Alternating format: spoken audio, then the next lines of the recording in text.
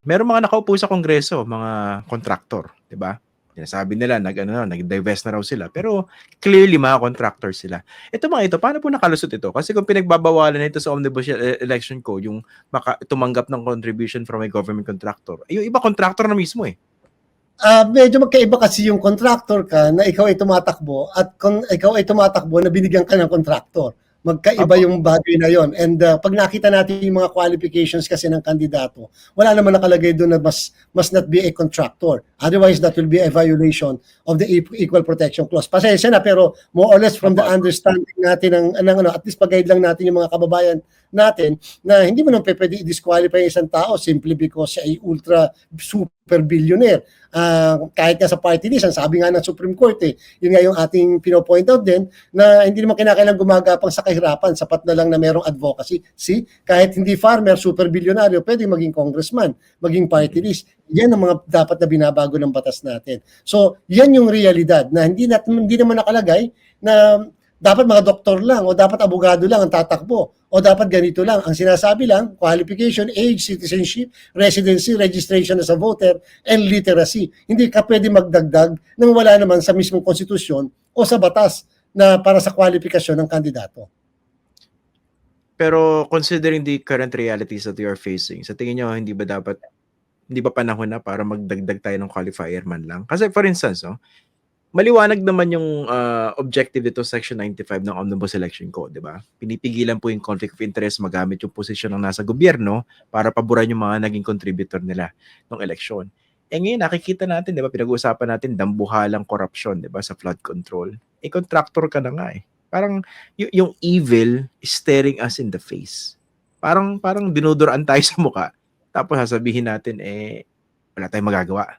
There must be something that we can do, hindi po ba? Alam mo, Sir Christian, yan din yung nabanggit ko sa isang panayam. Sabi ko, wala naman siguro magbabawal na gumawa ng batas. Di kung ito i-challenge sa Korte Suprema, di fine, then let the Supreme Court decide and interprets whether this will really violate the Constitution. Ganun naman talaga. Kahit nga kami sa COMELEC, lagi namin tinatry. Hindi na baling mapahiya minsan na i-report sa Supreme Court. Ito tanong ko, sorry po, Kayo bilang isang matagal na election lawyer, anong proposal nyo? Ano bang pwedeng gawin para at least mapigilan naman itong napaka-ridiculous situation na ito? Contractor ka tapos congressman ka. Nakakalusot. Ito na nga si Senator Miriam Santiago, minsan nag-propose na siya na dapat daw yung kandidato mayroon man lang course o graduate ng ganito. Although hindi ito nakarating sa level ng batas. May mga attempts ng gano'n. Kaya lang, meron kasing isang decision, Sir Christian. Ang decision ay Pimentel versus the Commission on Elections at saka yung Social Justice Society versus the Dangerous Drugs Board. Natatandaan mo, ikaw ay nagko-cover pa ng COMELEC dati, 2015. Naglagay ang COMELEC ng isang qualification na dapat may certification yung kandidato na hindi siya addict. Hindi siya gumagamit ng pinagbabawal na droga. Yun lang para lang may panuntunan tayo at saka para makita natin. Kinwestiyon yun sa Korte Suprema. Ang ganda ng panukala. Sino ba naman ang gusto ng iyong kandidatong mananalo ay addict o gumagamit ng pinagbabawal na droga? Kinwestiyon sa Korte Suprema. Dineclare na Supreme Court na unconstitutional yung pagdadagdag ng kwalifikasyon. Doon sa mismong maliwanag naman daw na basic lang ang qualification ng ating saligang batas. So long as there is the Constitution, regardless of the goodness of the intention, it will always be laging itutugma yan at ibabangga sa provision ng saligang batas. But again, Sir Christian, just to emphasize the point, no congressman or senator can be prevented from sponsoring a legislation tungkol dyan. So ganun dapat amyandahan po yung konstitusyon. Sa aking palagay, kahit naman hindi constitution, kahit na legislation lang So what? Kung wala naman magke-question, wala naman magtatanong. Di ba? Kami nga, may ginawa nga kami. Sa party list nga, ginawa namin 10 ang nominees sa halip na 5 lamang na nakalagay sa batas. But nobody question. And therefore, ngayon, 10 ang kanilang sinabit sa amin. Simply because the intention is so good. Why will you object? Kung talaga namang hindi mo abusuhin. Ganun din naman sa batas. Kung sa palagay naman ng lahat maayos, unless sila mismo yung masasagasaan ng isang batas, then definitely they will question the constitutionality of that particular law. Ito kasi I know you and I understand po ito, We're dealing with the extraordinary evil here, no? Pinag-uusapan natin dito matinding corruption, no? So there must be a way that we can push for certain policies or legislation that would at least make it more difficult for these bastards from further exploiting the system. Yun po yung point ko, no?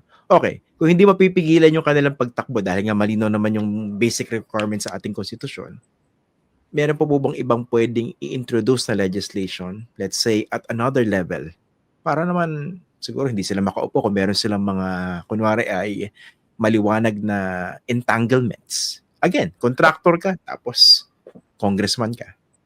Ako kasi, Sir Christian, para sa akin, there is always a limit to what the law can provide. Because the limit will always be the rule of law. And the rule of law is if there are other superior laws. But the best weapon will always be the ballots.